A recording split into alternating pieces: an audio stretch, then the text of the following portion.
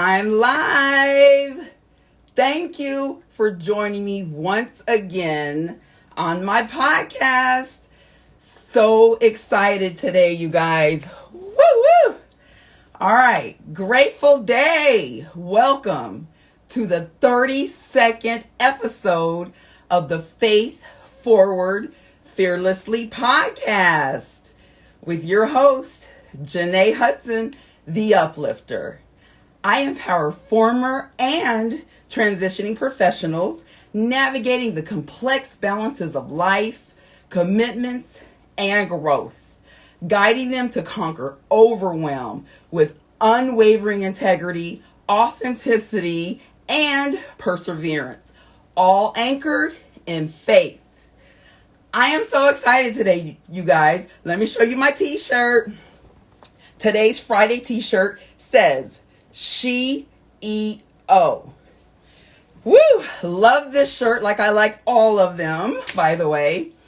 Why this shirt? Well, CEO and that I'm wearing is because I am just that. You know, I'm an amazing woman, entrepreneur, and CEO of 3 successful businesses. So what else can I say, right? Such blessings, these blessings, they keep me humble and to always just walk by faith and to empower others. So I'm also wearing this shirt today because of another amazing woman, you guys. I've been telling you about her, and she's a CEO herself. And oh my goodness, I'm just so excited. I can't even get it out. That I'll be introducing to you very, very shortly. All right.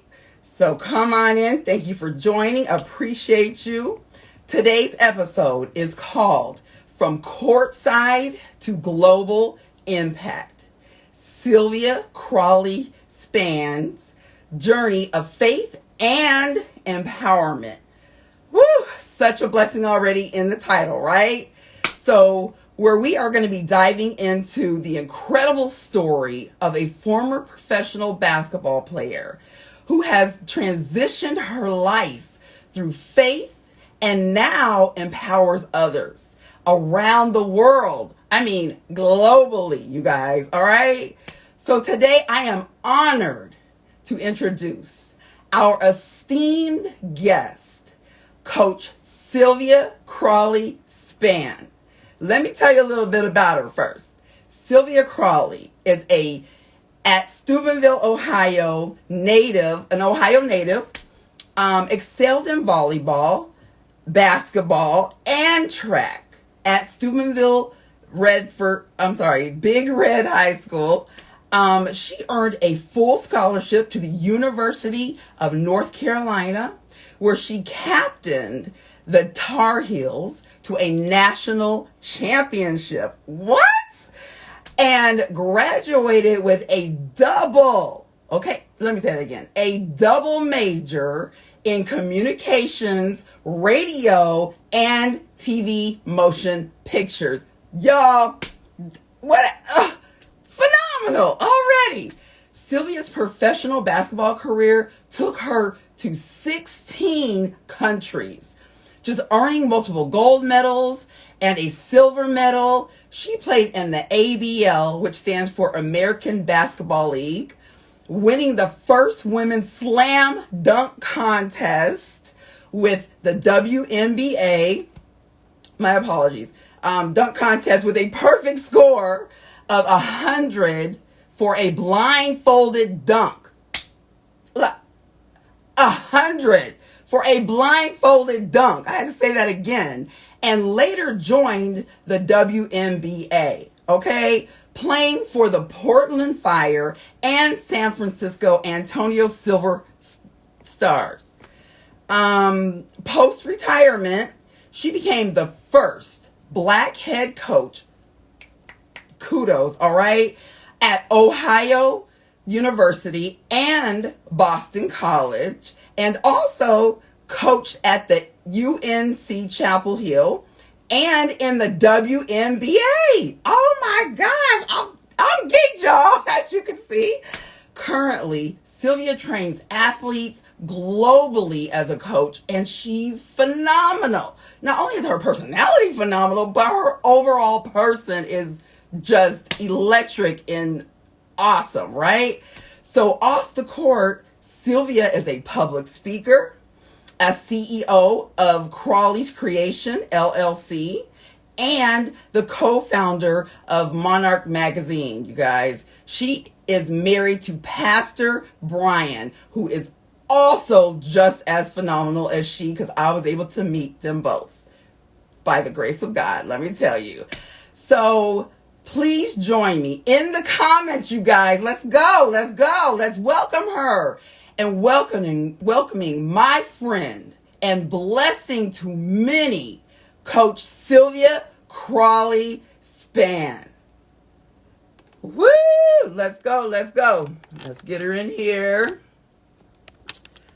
All right. Yeah.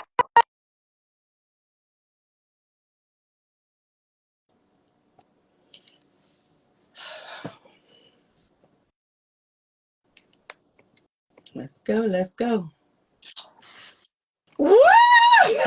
We did it. So Hello. wonderful. Oh my God. Thank you again for blessing my podcast with your presence. I appreciate you. Oh my God. Welcome. Before we get started, please expand on yourself. I know I've already said a lot of amazing things, but and how people can contact you, Sylvia. Wow. So, first of all, Jenée, thank you for having me on the show. I feel like it's taken forever for August 2nd to get here. You've been preparing for this for a while, but thank you for having me. And I don't know, you said it all in my bio. Okay. How can they contact you Okay, so at least? you can contact me obviously on IG at Coach Crawley. I'm on Facebook. You can look me up at Sylvia Crawley Spann. I'm on I'm on Twitter. I'm on LinkedIn. You can find me everywhere. I'm on TikTok. So yeah, you just search for my name and my pages will pop up. Yes. And you guys, I'm following her and she's my friend. So follow, go to my stuff, you can get to hers. For sure. Okay, well, let's get started. To guide our discussion, here are some giftful questions that I'm eager to explore with our esteemed guest, Coach Sylvia Crawley Spann. So I call them gifts, just so you know. By the way, loving that shirt. Can you stand? What is it? All USA. All right, woo, y'all. You know I like my t-shirts and my different jerseys and shirts I now. this just for you. I said she's got a different T-shirt on every episode, right? So I've been so into the Olympics. I don't know if you've been following it, but I love I watching have. all the sports. I'm into even sports I don't really keep up with. I'm just rooting for Team USA all the way, but I just love good competition. So I find myself rooting for all good plays, no matter which team they play for. But I felt that I should just kind of dust off my little jersey and bring it out today, just to show my, Olympic spirit. I love it. Love it, love it, love it. So, all right, let's get going with these gifts and questions. All right. So, Okay. gift number one, Sylvia, can you share how your journey from being like a professional basketball player to a global coach and entrepreneur has shaped your perspective on faith and empowerment? Yeah, these are some loaded questions.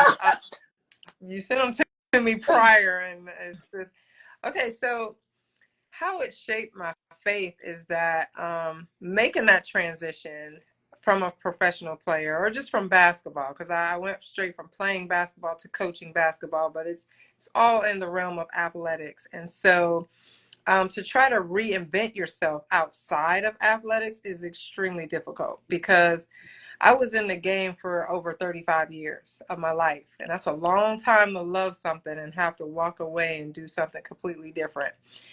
But as an entrepreneur, I often, even to this day, I draw from many skill sets and characteristics that were developed in me through athletics. for example, as an entrepreneur, there are times where things really get difficult. And so I really have to rely on my perseverance, my dedication, my commitment, same commitment that I had on the court, I got to put that into my business. You know, that same time that I got in the gym shooting countless shots, I got to put in time. I got to practice to be good, right? And so I can't expect to be a fashion designer and I don't watch film or study or, research on fashion designing. When I played, I watched video of myself. I watched video of my opponents. I was watching ESPN. Like, I had a constant diet of my craft. And so as an entrepreneur, I have to do the same thing if I expect to be good. Yeah. As an athlete, I had to learn how to perform under an enormous amount of pressure. You're talking about some of the platforms that I've been on in terms of a national championship game, where it's oftentimes sold out, or, an Olympic or a national team, kind of thing. You got people in the stands, they're watching you, they're screaming out what they think you should do. You're on a free throw, you're down by one, you got to make this shot to win or tie. So and you got coaches screaming at you, you got fans, you got your parents telling you what they think you should do, and you know what I mean? It's a lot going on, and you have to just be so focused and just chew up the meat, spit out the bones, be thick skin in the moment, and figure out how to win. And so that's exactly what I have to do as an entrepreneur. Even to this day, this week, I had to remind myself of what I'm made of. Like, you're a champion. Yes. And you are a champion in every area of your life. And so you overcame a lot of adversity to get here. And we're not going to stop right here. So you got to put your big girl panties on. On the court, I fell down. I got hurt. I had casualties. I had injuries. I had to walk it off. I had to put some tape on it, wrap it up, and keep on going. Suck it up, So it's the same thing with entrepreneurship. And so, people who have companies, if you don't employ athletes, you're crazy, because they have skills sometimes that you can't teach your employees, because they've been developing those skills for years and now they got it. So you put them in the workforce, and all you got to do is show them what you want them to do, and they will perform under pressure. They will be loyal. They will persevere. They understand that coaching is the quickest way to get somewhere. And so they're coachable. You know what I mean? They're team players. You're going to have good chemistry because they understand they can't do it on their own. It takes a team.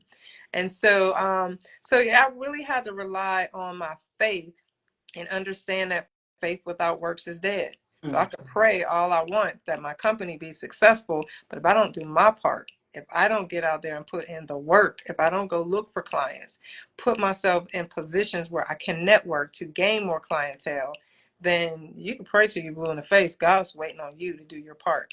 Amen. So there's so many different lessons, in terms of being a player and transitioning into entrepreneurship, where my faith has been put to the test.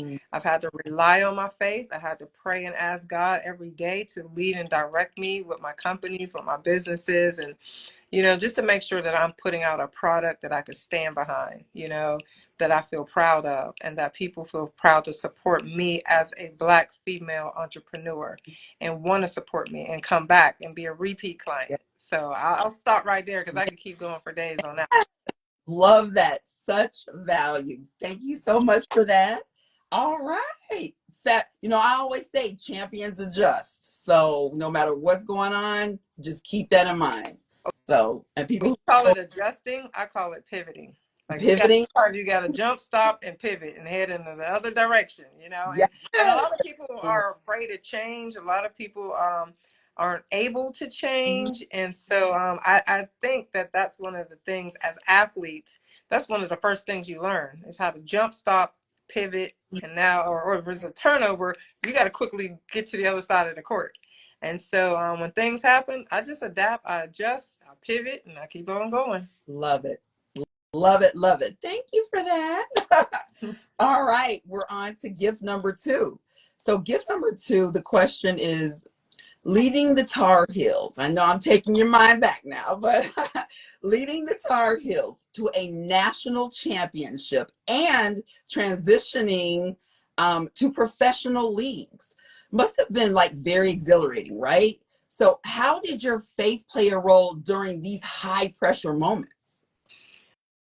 Um, my faith played a huge role in that. So, first of all, it's my 30th anniversary of being a national champion Woo! this year. Just got new rings. We got our rings upgraded.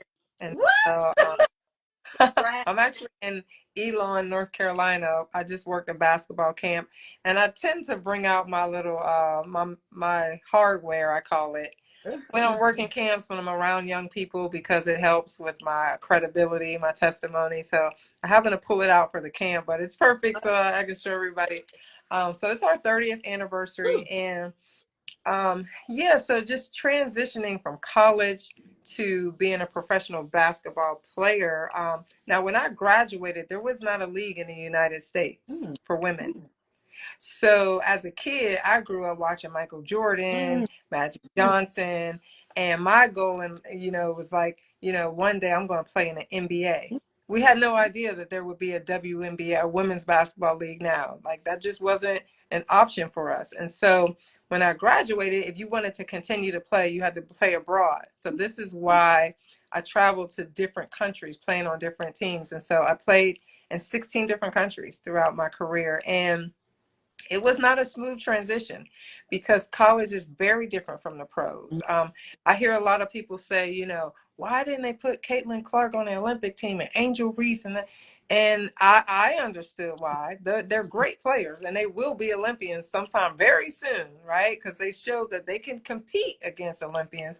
However, the rules are very different. mm. So if you don't have international experience, you struggle. So for example, my first country that I played in was France. Wow.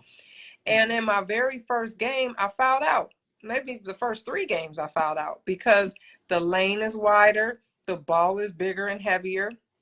You get 3 steps to get to the basket instead of 2 like we get in the United States.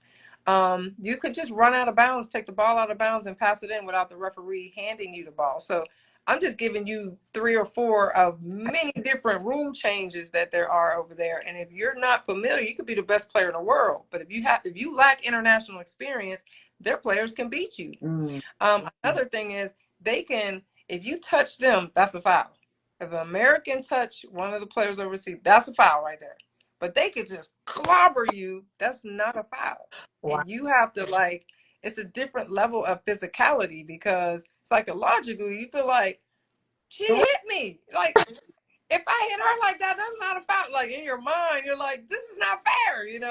But they understand that you're better and stronger and faster. And so I don't know if they're trying to balance it out, but that's just how it goes overseas. And if you're not used to that, mentally it can mess you up. Like you'll have attitude, like you're just out of your game. So I understand why they didn't put some of the younger players who lack international experience on the Olympic team because it's like night and day, really. It really is. And so I played overseas, and then on my off season I came back. So after 2 years overseas, they started a league in America. The ABL was the first one. So I played in the ABL and I played overseas. Right. Wow. So the ABL season was for 6 months, and for the rest of the year, you still got 6 more months in a year. Well, I would go overseas and make even more money, right? And so then a year and a half later, the WNBA came about. And so I, went to the WNBA. I was one of the people who were able to kind of land back on my feet in the WNBA when the ABL folded, actually. It filed bankruptcy. Oh, And wow. so some players merged over, some didn't make it. That's a Okay. whole nother story right there. And we'll talk about that on part 2 because I was not drafted and could have gave up hope right then, but my agent said keep the dream alive, we're going to put you overseas. And I ended up getting invited to a training camp and made the team, was a starter that year. And the rest is history. But so yeah, so I had to just endure a lot, you know what I mean, to make that transition as a pro. Oftentimes I didn't have an interpreter. I was promised an interpreter. When I got there, I didn't have one. So imagine being in a country, I'm the only Black woman in my city, and I'm 6'5". So everybody at the grocery store, they're staring at me. Dogs would stare at me. Like literally, like someone would be walking in front of me and their dog would be looking like, the owner be pulling the dog like, stop staring, and the dog will be like, what the heck is that? You know? Like, if you've never seen a woman 6'5", and I wear a messy bun on my head. I put some heels Right. on, so that makes me like 7 feet. And so if you've never seen that before, you're like, what is it, And so yeah, it was a hard transition socially, physically, mentally. And I played overseas where there wasn't an internet. So I couldn't get on Facebook and Facebook Live and just scroll all day and keep up with what's going on in America. Oh. I had no touch with the US. You know what I mean? So I'm over there. I'm watching the Fresh Prince in French, Oh. Will Smith. I learned how to speak French I had a little Walkman DVD player kind of thing. I had a Walkman and I had a DVD player. I'm dating myself by saying, Oh like, yeah, kids you today don't even know what a Walkman is. Like, I had a Sony Walkman with my headphones. That's how I listen to music. But I had a DVD, a portable DVD player, and I watched Friday, Life, and Crooklyn every ate. day. I watched one of those three movies, and I put the subtitles in French or Spanish, whatever country I was in. That's the subtitles and I taught myself how to speak French, Spanish, how to understand it as well. So in every country, I first learned how to write the language. Then, no, I'm sorry. I learned how to read and then write the language, then speak, and then I could understand. Like if somebody was talking to me in French, like that was the last step, was to understand, because they talk really fast. Yeah. So when I'm reading, I can read as slow as I need to, pick out about 4 words that I know, and figure out what that sentence meant. And writing, is the same thing, but you kind of got to learn the correct spelling. And that taught me how to speak and pronounce the language. And then I could hear and understand. And so even to this day, I don't have a lot of friends who speak a lot of languages, so I don't practice it a lot. So I start to lose some of the languages that I've learned, but I still dream in certain languages, and I still listen to music. I listen to Afro beats, and that kind of, you can listen in French, you can listen in Spanish, you can listen in Portuguese. And so that's how I'm able to kind of retain some of the languages. And I still have some friends abroad that I keep up with on Facebook, Instagram. They're all following me, so we keep in touch, and I'm able to brush up on my, just kind of language skills and different things like that. But that kept you well rounded, and especially being that you're now doing these businesses and things like that, and being the CEO and of all these different things that you're doing, that I know had to kind of help you to transition even back to what you're doing now and to continue to elevate you, right? So that is a Yeah, blessing. it made it very easy for me to go global, because I've already been global before that was a popular term. Yeah. Because I played in so many different countries, it made me very diverse. I can get along with any group of people. I mean, I've been in China where I'm bowing. I've been in Korea where I had to say, "안녕하세요, 치샤시요," and all that kind of stuff. I got to smile despite how I'm feeling. They're all about body language, right? Mm-hmm. Because there's a language barrier, all they had was my facial expressions to see how it was doing mentally and socially. And so some days I just didn't feel like smiling. I was homesick. I might have had a death in my family and I couldn't get home for the funeral. Like, I was dealing with real live issues.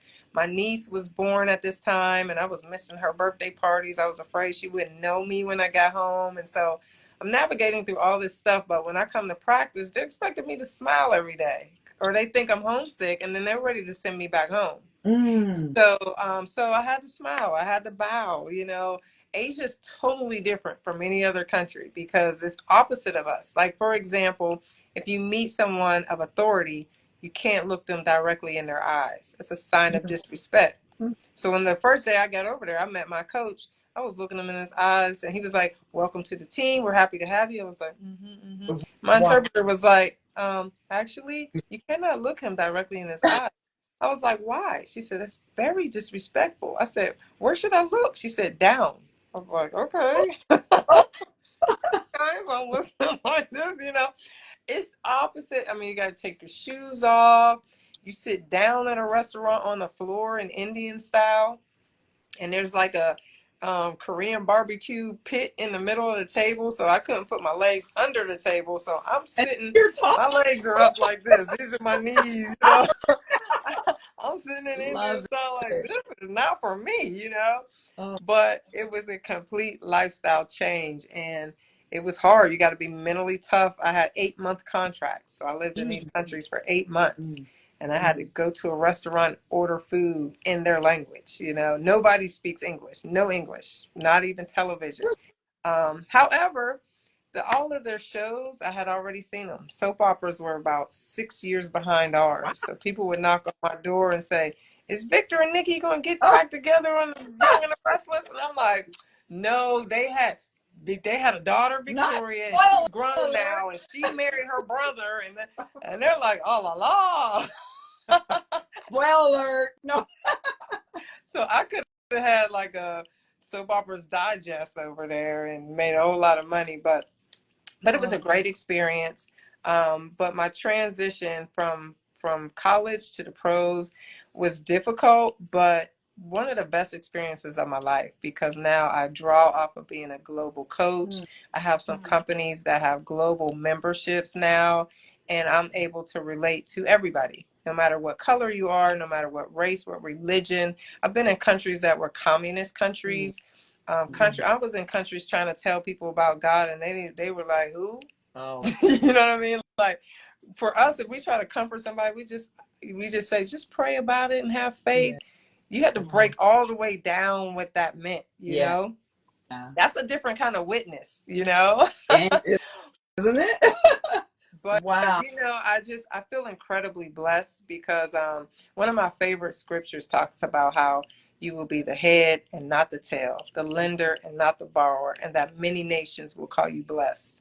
And so I've been able to travel and touch people in different countries, and that scripture held true for me, Wow. and to be globally known and to touch people in other countries, it just hits differently because you get a chance to like soar. And I wrote a poem one time that said basketball is my airplane Wow. because it's helped me travel. It helped me get out of Steubenville, Ohio, first of Yeah. all. I Yeah. traveled all the way to North Carolina down south where it's like a different accent, Mm, sweet tea, southern hospitality, and mm, then from there, it took me all the way to France, to Spain, to Korea, and I've met some incredible people along my journey. I've met the President of the United States. You know, when you win a national championship, you go to the White House. yeah. I've met the Pope in Italy. I've climbed to the top of the Vatican Ano- and shook the Pope's hand and went back home. I've been to the Coliseum. I've met Muhammad Ali and mm, traveling at the airport in Germany.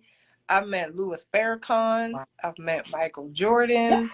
I've met Debo. I'm a Friday fan. I Yeah. was like, I got my over Debo.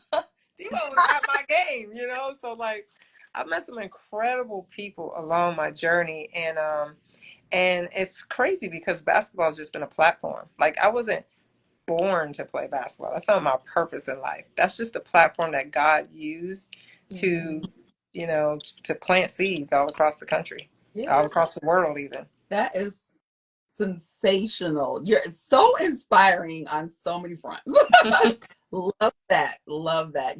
So it's just important to be just well rounded if you can be, so that's a great thing. Oh man. Thank you for blessing us with all of that. We're on to gift number 3. So, I love that you're calling these gifts, by the way. oh yeah, I'm calling it. Oh, okay, yeah. Like, yep, gift number 3. We only had 5. Sorry, y'all, but that's it. So, gift number 3 is, as the first Black coach at Ohio University and Boston College, what challenges did you face, and how did you see your faith to overcome them to inspire your players? Even These are loaded right? questions. They're all business related, entrepreneurship, but it helps because even players, and you got businesses, so there you go. So I will say, anytime that you're the first of anything, you're a trailblazer. Mm, And what that means is you're traveling a road that has not been traveled before, basically. And so there's going to be some thorns and thistles. You know, you're creating a path for other people behind you. And so that's challenging. It's a lot of pressure because I knew as the first Black coach at Ohio University, that was the first job that I had where I was the first, you know, coach to do that. I knew, you know, my success there or failure was going to set the tone for the people behind me. I did not want to be the last Black coach at Ohio University or in the MAC conference, for example, you know. And so, so there's a lot of pressure. I felt some pressure, but I'm the type of person where I'm going to turn that pressure and use that to motivate me. You know, so I've got an opportunity to do it first, and I want to do it well. I'm going to take pride in that. I'm going to make sure that my character is intact because people are watching. They're watching to see, like the other ADs were watching to see if this worked, and if it did, other people will follow. Right. So, so there's that element going on. You know, how did my faith play a part in that, especially when I got to Boston College? Because what got me to Ohio University couldn't keep me at Boston College. I'm gonna say that again. What got me to Ohio University, what got me to one level, couldn't keep me at the next level. Right. So Boston College is in the ACC, and it's considered a BCS school, big conference school, right? And so, so with a bigger conference, there's more visibility. We've got more TV games, and so now that you're on TV, you succeed or fail publicly. You know what I mean? So there's more pressure to win. I had a higher contract. I signed a $5.1 million contract. I was responsible for Y'all, talk to Mike. over 5 years, though. Let me clarify that. So over Still, the what? 5 year contract, I did have an Under Armour contract included in that. They give you a car, they give you a cell phone, they gave me a relocation loan for my house. So all that is included in your package, right? But I was responsible for a budget of, I want to say like 17, maybe $17 million collectively, because you've got your scholarship budget, right? You got to think about the cost of attendance at Boston College. It's a very prestigious school. If you go higher, it's Ivy League, right? After Ivy League, you got Boston College, you've got Notre Dame, you've got Duke, you know, you've got your prestigious academic schools. And so it's very expensive to go to Boston College. And I had a team of 16 players.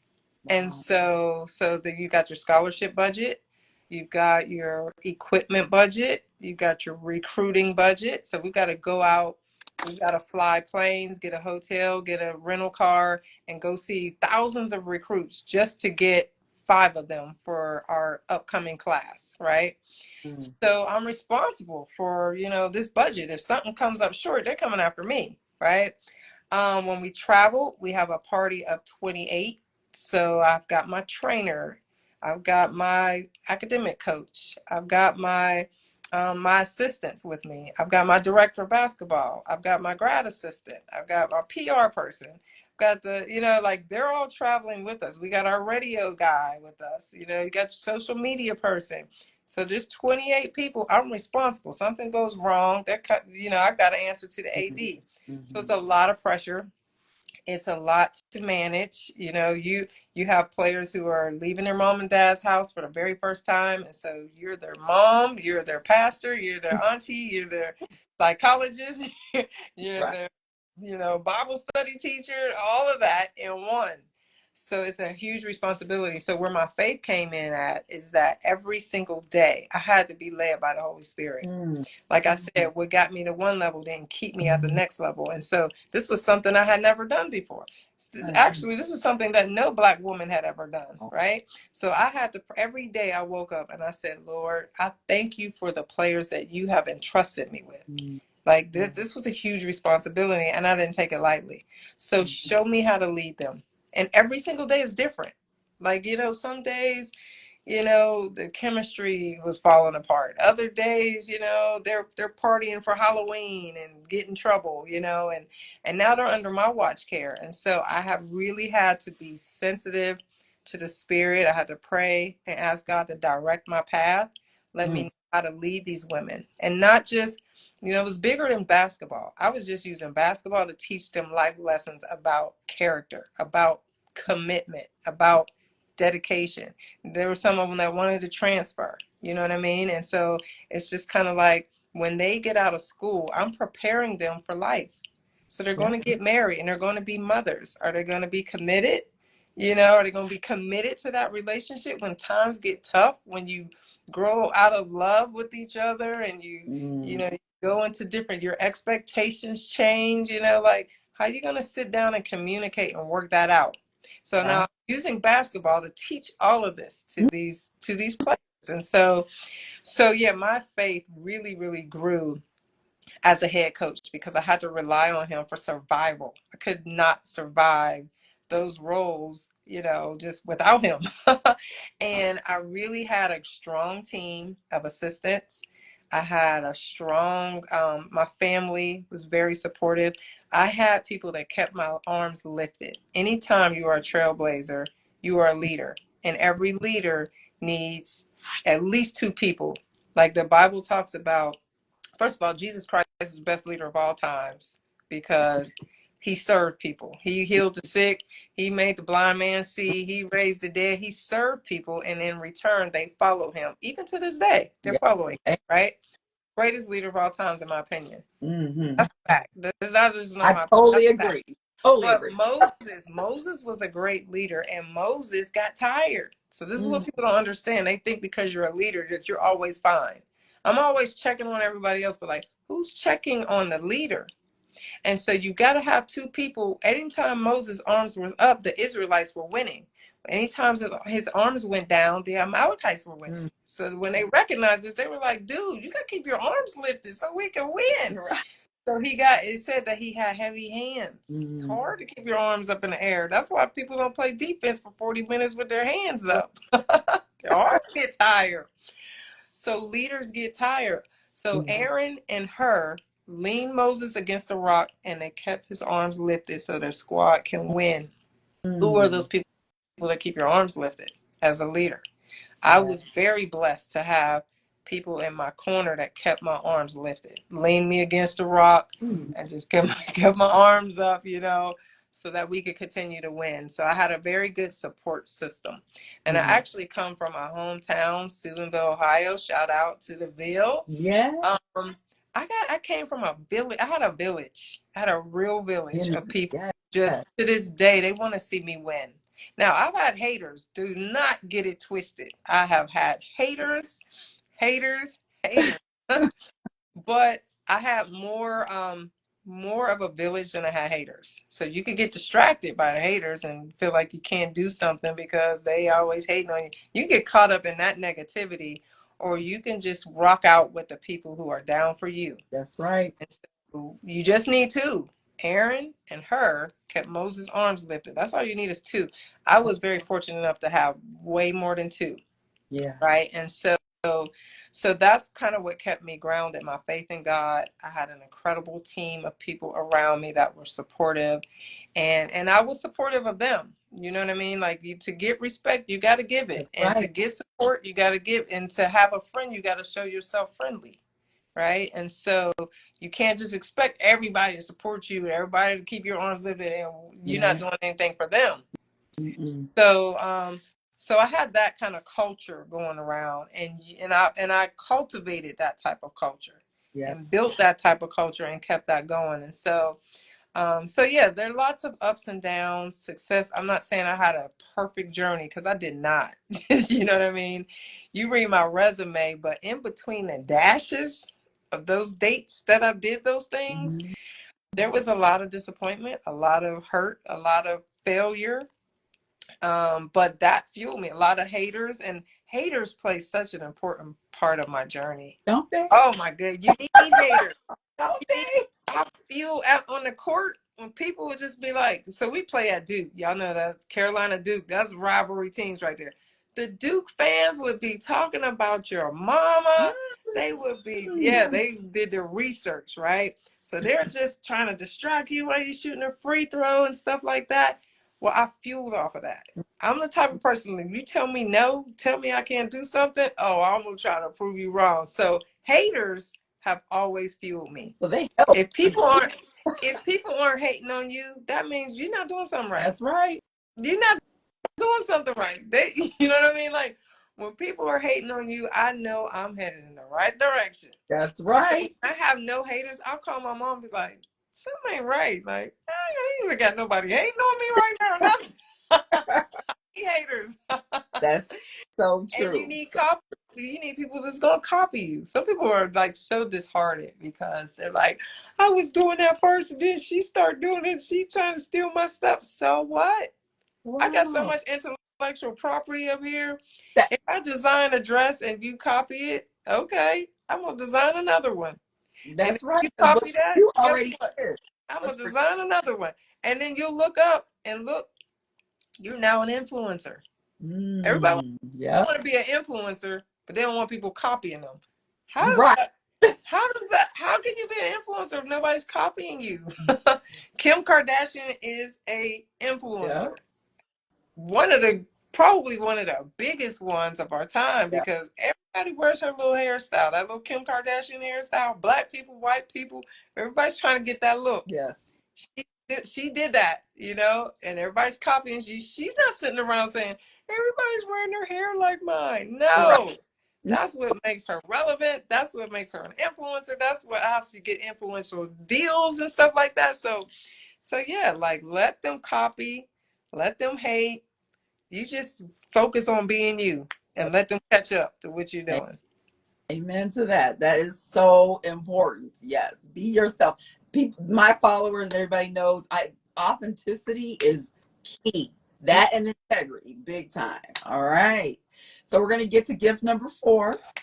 Um, Crawley's Creation LLC and Monarch Magazine are both empowering ventures.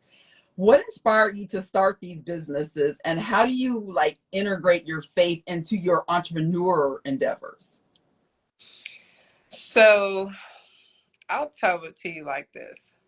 My great grandmother lived across the street from me when I was growing up. Hmm. And she said something that I'll never forget to this day. And it's kind of like the motto to like how I live my life as an entrepreneur. But she said, whatever bothers you about the world, there's a reason why it bothers you. You got two choices. You can complain like everybody else, or you could change it. Hmm. I literally was taking a bath over at her house. And I hated to get in the bath, but once I got in the bath, I never wanted to get out because I love water. Like I love to swim. I just love being near water. And it was time for me to get out. The water turned cold. And I said, why don't somebody invent something to keep the bath water hot? I don't want to get out. And she said, well, my fingers were like dimples. She's like, it's time, you're waterlogged. It's time for you to get out the bathtub. But she said, well, there's a reason why that bothers you. Maybe you were born to change it. Won't you invent something to keep the bath water hot? And I was thinking, like, I'm just a kid. How could I invent? But one day I looked up and there was a device to keep the water hot. And so that taught me a lesson because I felt like I missed my opportunity. My Mm. mother told me I should have did that. You know what I mean? And so I realized that if there's something that bothers you about, so what bothered me about um, shopping, I would go to the mall, played in the WNBA, I got a pocket full of money, and I couldn't find not one thing to fit me. I would come home with a belt and a hat. But there's Mm. no pants. To this day, there is no pants in no mall in the United States that can fit me. Not one Wow. store. So I could complain about that the store makes clothes for the average size person. Well, who is average? In 2024, who is average? What's the Yeah. average size? You know what I mean? Like, you got plus size, you got petite, you got Mhm. people with one arm longer than the other. Like, who is average? Now, I could complain about that, or I could start Crawley's Creation where we make clothes for all shapes and sizes. I have custom orders because we're all fearfully and wonderfully made. God didn't mess up on not one of us. Mm. He made us the way we are on purpose, right? Yep. And so I want you to feel confident in the clothes that you're wearing. I'm a motivational or public speaker. And when I get on stage, I don't want people staring at my pants high watered and, I'm tugging at my sleeves. I'm feeling self-conscious because I know my clothes don't fit well. I don't want to think about that. I want to think about my message, and I want you to hear my message and not critique what I have on. You know what I mean? And so when you look good, you feel good about yourself. You feel empowered. And I think every person deserves to have that. So that is why I started Crawley's Creation. My magazine, my best friend and I, his name is Will Walters. Shout out to Will. We were the tallest kids in the school. So I was like, hey, I'm tall, you're tall, let's be friends. We're unique. We stick out like a sore thumb, right? But as we got older, we knew we would do some kind of business together. We just weren't sure what it was going to be. But as kids, I was 6 feet in a sixth grade with a size 12 shoe. Wow. Another reason why I started my clothing line. But my best friend Will was about 5'10" in the sixth grade. Now he probably hadn't grown since then, and I kept going. But we looked at a lot of magazines. We watched a lot of television, just trying to figure out, is there anybody else? Is there any other girl in the world that's 6 feet in the sixth grade, or am I the only one? And my dad told me that I was beautiful as a child. Like, I had a father that really esteemed me. Like, he told me my hair, my eyes, my skin was beautiful. And so when I looked in these magazines, I didn't see what my dad was saying was beautiful. I didn't see myself in these magazines. Right. And so my best friend and I came up with Monarch magazine, and we now define to the world what we think is beautiful. And we could complain like, these magazines don't ever have anybody that looks like me, right? Or we could roll up our sleeves and we could change that. And so we decided to be the world that we wish to see. You hear that phrase all the time, but you have the chance to create the world that you want to see. You know what I mean? And so now you look at Monarch, and we break down stereotypes. You'll see someone with dreadlocks on Wall Street. You'll see someone who's African American who owns a NASCAR company. You don't associate blacks with NASCAR typically, right? So we break down those stereotypes, and now I define to the world what I think is beautiful, and and what Will thinks is beautiful. So that's kind of the reasons why we started those, and then how my faith plays into that is just relying on God to open up doors, to help us make the connections that we need to make, to provide the resources for those companies, and to open up avenues, and he does just that. He orders our steps, and here we are years later. Monarch started, I want to say, in 2009, and we weathered some huge economy crisis, like where the market just kind of crashed. A lot of magazines went out of business and went digital, and we still have hard copy prints. Like, we're still hanging in there. We have a lot of subscribers that still kind of they rock with us still, and we're distributed through Ingram periodicals that distribute to Barnes and Nobles all across the country, but not just Barnes and Nobles. There's some CVS and Walgreens and different places across the country, but it deals with who their distributors are for those companies. So good. So good. I'm actually so glad that you even have your clothing, because as you know, when we talk, I'm like, wait a minute, can I get that? Now, my clothing line is evolving to something totally different. So I'm moving more towards the design side of it. So I started designing my own clothes at age 8. Wow. By age 10, I knew how to sew, and by age 12, I was sewing my own designs out of necessity. They didn't make age appropriate clothes for me. When I was 8, I wore size 8 women's shoes. Wow. So I was wearing heels. When I was 9, I was wearing a 9 women's shoe. I wore my mom's shoes at age 9. Wow. So I was playing kickball with high heel shoes on the playground, twisting my ankles. So I love to design, and once I got into sewing, I love sewing. But nowadays, I really I really enjoy the design part of it. So I'm moving more towards, like, I don't want to be married to my sewing machine all Right. day long. And my husband will tell you, it could be midnight. He will come up there and be like, you got to stop. Now it's time for bed. Get to bed. Like, you've been at this all day. Like, I'll get an idea. I wake up with designs on my mind. Like, oh, I could do this. And I Right. get behind my sewing machine and I could be there all day. And my mom we got 2 craft rooms in our house. So my mom sews beside me. We pray like, Lord, bless the work of our hands. In Jesus' name, amen. And then we go to work. During the pandemic, that's all I did Mm. all day, Y'all every got it. day.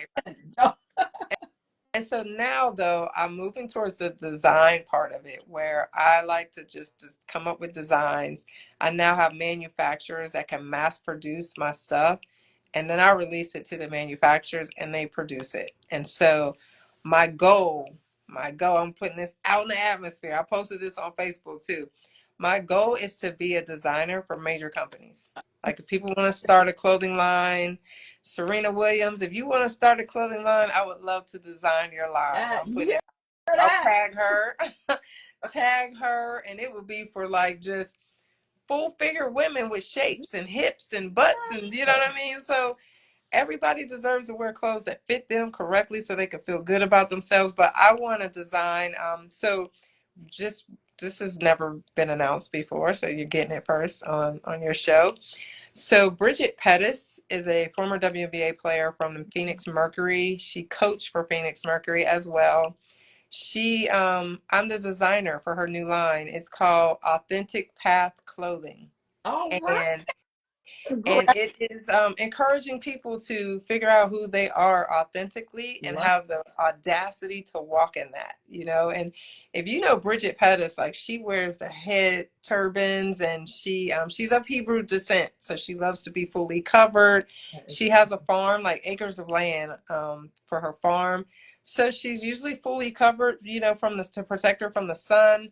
So I took all that into account. I spent a lot of time with her to figure out who she is, what she believes in, her faith. All of that is incorporated into her clothing line. Love And at the WNBA All-Star game, we debuted 4 of her outfits. it. So Mm. I had them shipped to her in Phoenix. She got them. They steam ironed them. They put the models, and I picked out the models that I felt like had the swagger and the personality to pull it off. And you can see it on one of my pages. But so yeah, so I'm designing for her. I'm the lead fashion designer for a new league called the WBL, the Women's Basketball League. And so I unveiled their logos at a fashion show. And I didn't just do it with like regular jerseys. I did like a Bridgerton style. Like, I put them in gowns, and then they ripped the gowns off, and you saw the jerseys, That. and people were like, you know. So Love. so yeah, I want to do that. I'm moving more into that space. So you pay me for a designer up front, and then you charge what you want to for your clothes, and you're responsible for selling them and pushing them. And I've done Mm. my part, you That's know. And so I'll right. come out with your spring collection, your fall collection, your winter collection. And I like to do that for several clients, and that's what I'm moving more towards, is the fashion designing piece. Love it. And all because, like, your great grandmother told you, just gonna complain, or are you gonna do something about it? And you did something about it. I Yeah. love that. I mean, that's the bottom line for everything. That's why I coach. Mm. I got tired of coaches equipping players for sports and not life. Like, we know how to win the trophies, we know how to win championships and rings and stuff like that. But when it's time to go to the real world, are we ready to Mm. fly?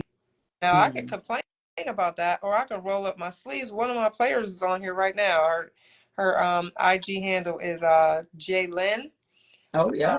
Jennifer, Hey. shout out to Jennifer Thompson. She works for USA Basketball, and she's tuning in from Paris right now, Oh, because I just saw on her story that she was flying over to Paris. But love you it. know, so you know, I coached her, and it was important to me that she majored in something that she was actually going to use. You Yeah. know, like, don't just major in a PE or something easy so that you can be eligible to play.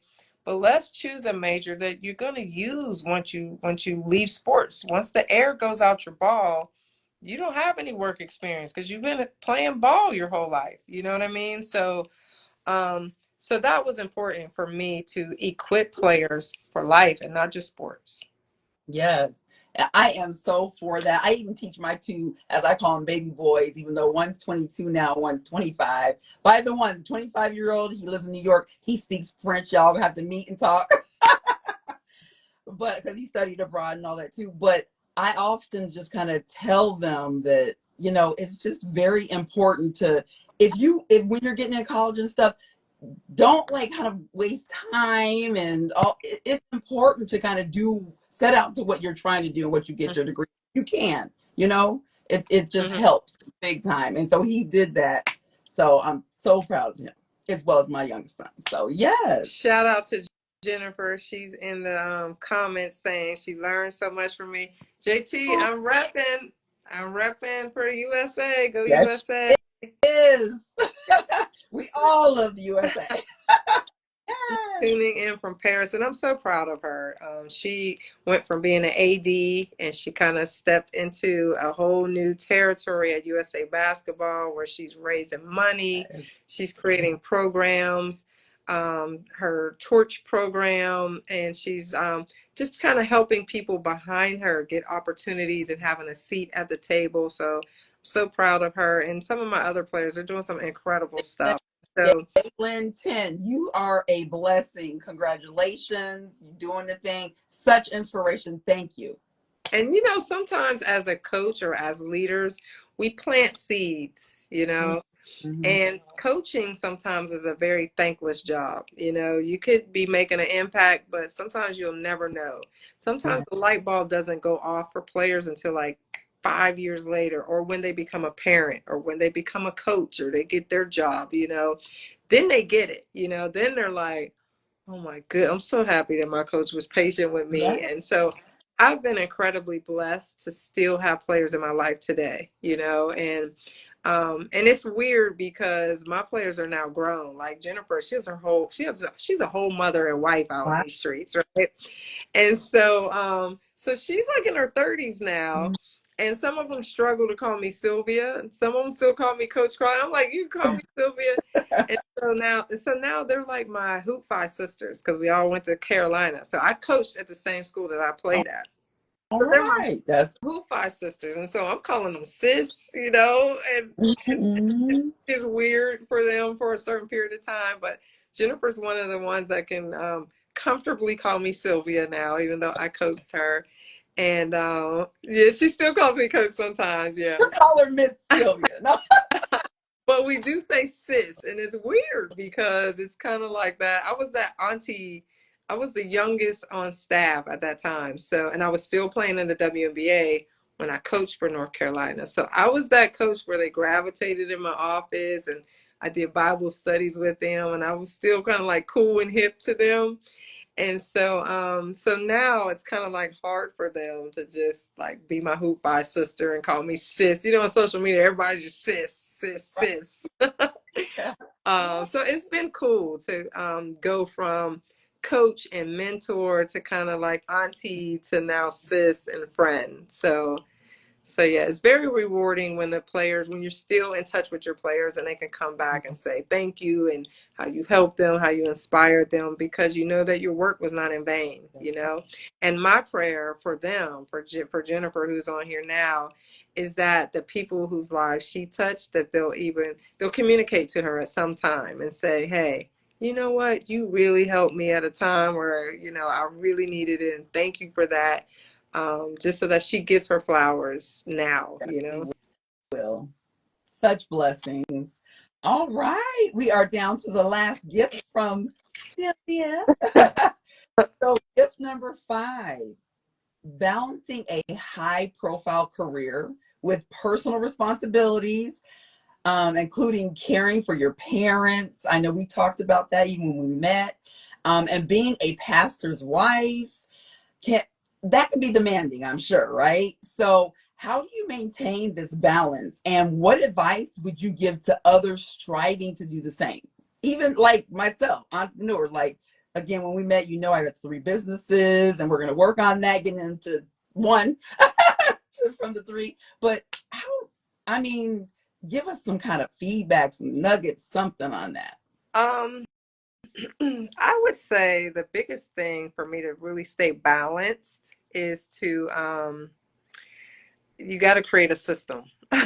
I mean, there's no way that I can operate wearing the many hats that I wear as a caretaker of two parents, not one. It's hard enough to take care of one parent, but two parents. And I've been blessed where my parents, they take care of each other. One of them is sick, the other one could be sick, but they will get well really quickly and just snap themselves out of it to help the other one, right? So they really take care of each other. My parents are funny, so they're a joy for me to live with. Like they live with me and my husband. So it's not a burden at all, really, because they're so funny. And so we make it fun, and life is what you make it. So we purposely, on purpose, we make it a fun situation. And then, yes, you said I'm a pastor's wife. So there's some responsibilities that I have just as a pastor's wife. We're often called on to pray for people. He's not the senior pastor. He's one of the pastors at our church, but a lot of people look to him. They know if they need to get a prayer through, they're going to call Pastor Spann. And I'm right there beside him holding his hand, and we're touching and agreeing for people. So he does a lot for the church, and I've got to be willing to share him and my time with him with the church. And I specifically prayed for someone like him. And so you can't pray for a God-fearing man who has their own relationship with God, but then when you get them, you don't want them to spend time with the church. You know what I mean? And so there's a lot that I'm juggling, and I definitely have to have a system. So in our house, this is where you hang the keys every time. As soon as you walk in the door, we hang our keys right here. We put our pocketbook right here. You put your shoes on the rack. It's a system. And we do that because I got 1,001 things going on in my mind. And everybody's like, where did I put my keys? Where did you see my purse? You see my shoes? And it's like, listen, everything has a place. One of my best friends, I'm in her office right now, Charlotte Smith, one of my teammates that I played with. Her thing is everything has a place. I hear that in my mind as I'm cleaning up my house. Like everything has a place. We got to find a home for it, right? So we have a system. We're very systematic about what we do. Literally, my father, when he takes his medication, when he takes one pill, he turns the bottle upside down. Then he'll take the next pill, he turn that bottle upside down. And then halfway through the day, he's like, did I take my zinc? And we'll look in the cabinet. I'm like, yep, the bottle is upside down. You took it, Dad. And in the morning, we turn all those bottles right side up. So there's a system where it's very systematic. And if you do that, you won't forget as much stuff. You know what I mean? And my parents are at the age where they're forgetting stuff. I don't judge them. I'm forgetting stuff. My husband's forgetting stuff because we're all on brain overload. So when you're juggling multiple things, and this goes for Jennifer who's listening now because she's wearing 1,000 hats, right? You just got to have a system, and then when there's order, you're doing everything in decency and order. It's hard. It's easier to keep up with stuff, to remember when things are, to keep everybody balanced, and you're the glue. You're the glue to all of it, right? And so they're looking for you for answers, and you have answers when they're saying, "Where's my keys? Well, did you put them where we hang them?" The keys got to be at one or two places at all times, either on your purse or it's hanging up here. And we go back to that, and then we find it. So that's the key. And then just praying that God will give me the strength. I can't pour from an empty cup. And so I've got to take time out. I usually do that in the morning. So I'm up. I require very little sleep now. The older I get, the less sleep I require. So I'm usually up about 4 or 5 in the morning. Oh, no. And so I get up, I pray, I read, I meditate. And that's my time to check in with myself to see, like, how am I feeling? What do I need to be well? And that's my time to kind of commune with God. And that's where I get my refueling, so I spend that time so that I can get filled up so that I can pour back out to others. So now I'm there for my husband. I'm there for my parents. I'm there for former players. I'm there for current players, and so everybody can get a piece of me. But when my cup is empty, it's hard for me to to bless other people and to pour into other people. So you got to make sure that you take that time out and you stay connected to God, because, you know, he's the one that refuels me. He's the one that is strong when I am weak. He's the one that gives me wisdom when I ask for it, you know, and the resources that I need to do it. So, so yeah, that's the only way for me to do it all. Such blessings. That is great. Phenomenal. So those were the last of our actual gifts from Miss Sylvia. But I am so grateful to have had Coach Sylvia Crawley Spann on as our special guest today. I can't thank you enough. And by the way, you guys, she will be coming back to a part 2. You heard her say that earlier too. So that will definitely be taking place. We'll be letting you know and things like that. But Sylvia, is there anything that you would like to share as a last comment on the podcast today to other entrepreneurs, or just out here to the audience? Again, how you could be followed, whatever you want to say. I do want to say how we met. Okay. Jenée. So I was in Phoenix for the WNBA All-Star Game. I had just had a fashion show there with my organization, Tall Girls United, and my clothing line was I was one of the designers in it, and it was during the IT outage. So on my way back, I had a layover through Detroit, Michigan. Shout out to Jennifer, who's from the D. And our flight got canceled. We turned in our rental car. We were literally running to the gate. Got there, flights canceled. And this was at 11 o'clock at night. So there is no catch another flight later that day. And there's so many people whose flight got canceled. So they're not offering hotels. They're not offering a rental car, food, nothing. So I was just like, on our own dime, we had to just find a hotel and just survive. And so we ended up at a hotel. The next day there was breakfast, free breakfast. We were like, whoa, free breakfast. So as I'm getting breakfast, Jenée's on the phone, like with her mom, I think. And I'm like, okay. So we sat down to eat, and they were in a booth behind mine. And I was there. My husband was coming later. He was taking care of some bills or something like that. So since I was there by myself, I said, now I got 2 choices here. I can be upset that my flight got canceled, antisocial, mad and in my feelings, or I could pick up my plate, go over here and sit next to them and make a new friend. And so I chose joy. That's one of the things that my best friend says all the time. She's listening right now. I'm in her office. She's somewhere in a different office watching the show. But I watch her every day choose joy, whether she's tired, whether she's, kind of sad or whatever's going on in her life. And she's juggling a lot of things as a head coach as well. But she often chooses joy. And so I said, I want to choose joy in this moment. So I picked up my plate and I came and sat by you, your brother, your husband. And I said, where are you guys from? And you said, Detroit. Our flight got canceled. I was like, mine too, So we started talking, and she said, I got a podcast. I want you to be on this podcast. And so we literally have been in touch every day since we met. I gave her my card, and you know how you give your card to somebody and you probably don't ever hear from them again. Not Jenée. She texted me and was, before I even got home, she was texting me every day. Good morning, beautiful. It's a wonderful day. She was going to make sure I was her friend. So we've been talking every day, preparing for this moment. And we're here. And it was a divine connection, totally divine connection. But, I had to put myself out there, and I had an opportunity to minister to your brother, who seemed like a little bit guarded and protected. And I shared a story that I'll share. This is what we'll end the show with. So for me, because I played professional basketball and coached, I often moved from city to city. You get traded to another team, you get a new job.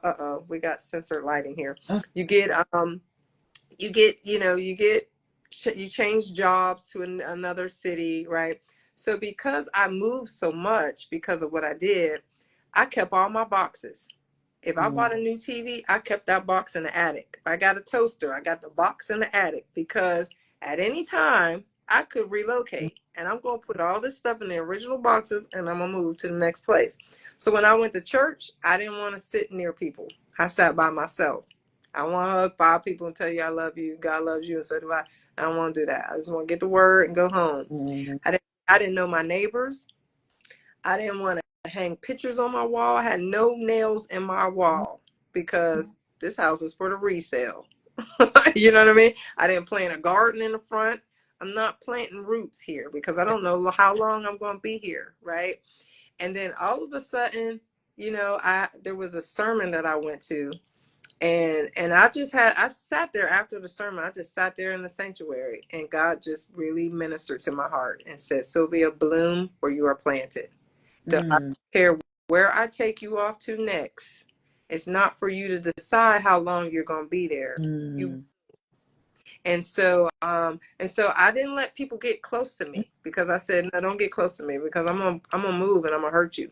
So I wouldn't date guys. Kids are drawn to me everywhere I go. I wouldn't let them kids get close because I don't want to hurt you. And somebody one day challenged me and said, are you doing that because you don't want to hurt them? Or are you doing that to protect your heart? And I really had to think about that. It became like just a defense mechanism for me to just be closed off, and not let people in. And so, God was just kind of corrected me, like, no, not so, Sylvia. I put you here in the WNBA, not for you, for you to bless people around you. You went through the stuff that you went through, not for you. It's not about you. The things that you go through, it's so that you can share your testimony to somebody who might not be as strong as you to survive it. And you tell them that you can do it. You can make it, because I did it. I got out of it. I survived. You know what I mean? So my mentality has changed, and so now whatever I'm carried to next, I'm going to bloom there. I know all my neighbors now. We got a flower bed. I got pictures on my wall. I sit next to people at church. They hug me. I'm not a big hugger. My friends will tell you, and they give me 8-second hugs just to like mess with me, but I'm hugging people, like I'm blooming. That for me, that's a bloom. I'm blooming where I'm planted. So, we often just, for our professions, we move from place to place, and you just don't know how long you're going to be there. That's not up to you. Bloom where you are planted. You have a lot of love in your heart. Charlotte, Jennifer, all the people who are on this live right now, Jenée, you got a lot to offer. And this is what I was able to share with your brother. Open up your heart and allow people to love you, and you love them. Amen. And in doing that, look where we are right now. Look at us. and I'm excited what's going to come. Let's just say that. So excited. So such blessings. Thank you so much for having me. Thank you for being a part of my podcast and my new friend. Love it. Love it. So everybody, thanks Sylvia for coming. So wonderful. Obviously, this will be posted and things like that. As you know, I keep going. Sylvia, feel free to fall off, but you can still stay on and listen by all means for the last part of this. It's only about maybe 10 minutes. So, yeah. So thank you so much. I appreciate you. All right. Thank you. Thank you. God bless. Everybody else, stay on. I'm still here. Woo! How fantastic was my new sister girl, y'all? That's what I be calling her in the text when we be talking. I'd be like, you my sister girl now. Love it. Love it. Oh my goodness. So you guys, let's just remember to follow and put to action Coach Sylvia Crawley Spann's wise suggestions, okay? But also, here are some of my own giftful and actionable tips for faith and empowerment, because I'm all about that. That's why my podcast is called Faith Forward Fearlessly. So there's only a few of them here. Gift number 1 is to embrace change, all right? Understand that transitions through, though they're challenging and things like that, they're opportunities to grow. Just remember that. And change can be very uncomfortable, right? But it's often necessary for personal and professional development, all right? So embrace the unknown and trust that it will lead you to new and exciting opportunities. Gift number 2, seek guidance. Very important to seek guidance, all right? Find mentors or coaches who can provide like support and insight during your actual journey. Just simply mentorship, it's just so powerful, you guys. It's a tool that it'll help you to gain a very positive perspective of things that you're going through and just times that you're going through, right? So learning from others' experiences is very important, and don't be afraid to reach out to those who inspire you. Like Coach Sylvia, you know, like she is such an inspiration and a positive motivator. Like we were drawn, like she said. Well, I know she had mentioned I was on the phone and things like that, but she probably doesn't remember, and I'm gonna have to let her know this, but she actually had asked me, we were both getting oatmeal when we were in the hotel when we were stranded, and she asked me, she was like, do you know where they have the water at for the oatmeal? And I was like, by the coffee pots. And then it was sisterhood after that, ever since, every day, by the way. So we exchanged movies as what we watched and everything. Such a blessing, you guys. So informative. Just, she's a blessing. That's all I got to say. Lots of stuff came from that. I also am going to be able to help her with speaking and things like that at one of her next events happening next year. Such a blessing. And then just continuing our friendship and our just business journey together, you guys. Powerful, right? So gift number 3, empower others. Share your growth mindset with everyone around you, all right? Just be yourself, and then that should be a natural thing, right? So encourage and support others in their journeys. Just fostering a culture of empowerment and mutual growth. Helping others to simply just develop their potential can reinforce your own sense of empowerment, which is very, very important. All right. And then lastly, gift number 4, which is my favorite, and that's to stay faithful. All right. Trust in your faith and let it guide your decisions and your actions. Faith provides a sense of just purpose and direction, especially during times of uncertainty. I've been there. I've got 3 businesses, remember? So I definitely had to turn to my faith often. That's all the time. So just stay connected to your faith and use it as just like a source of strength and motivation. It helps big time. Take it from me. So as always, I want to leave you with just some uplifting words, and that is, remember, emphasize the importance of believing in yourself, all right? And one's purpose, just encourage other like listeners who are listening to you to maintain a positive mindset. And you need to maintain that positive mindset also to keep going. It's very important. Stay resilient. And in the face of any challenge, know that this too shall pass. That alone gets me through so much every day. Just telling myself that, right? So just remind others as well as yourself that every setback is an opportunity. All right. It's an opportunity for growth to just your faith, and it can help you just overcome any obstacle. So very important that you remember these things, you guys. Lastly, I like to present a challenge. And so this week, I want you to take 15 minutes. That's it, 15 minutes.